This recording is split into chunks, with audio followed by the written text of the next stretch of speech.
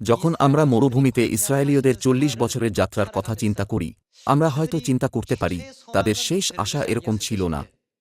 কিন্তু কেন সবকিছু এইভাবে ঘটেছিল? কেন এটা এরকম হওয়া দরকার ছিল?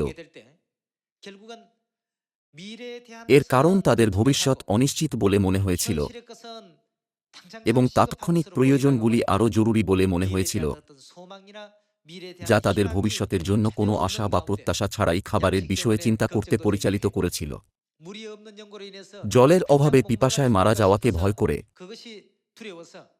তারা বিশ্বাসের দ্বারা তাদের পরিস্থিতিকে সহ্য করতে ব্যর্থ হয়েছিল এবং এই চিন্তা করে তাদের বাস্তবতা নির্ধারণ করেছিল, যদিও আমরা ঈশ্বরকে অনুসরণ করি, তিনি আমাদের খাবার প্রদান করেন না।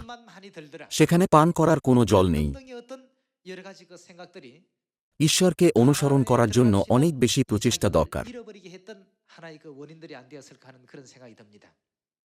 এটা হয়তো সেই কারণগুলির মধ্যে থেকে একটা কারণ ছিল যার জন্য তারা কনানে প্রবেশ করার যোগ্যতা হারিয়েছিল।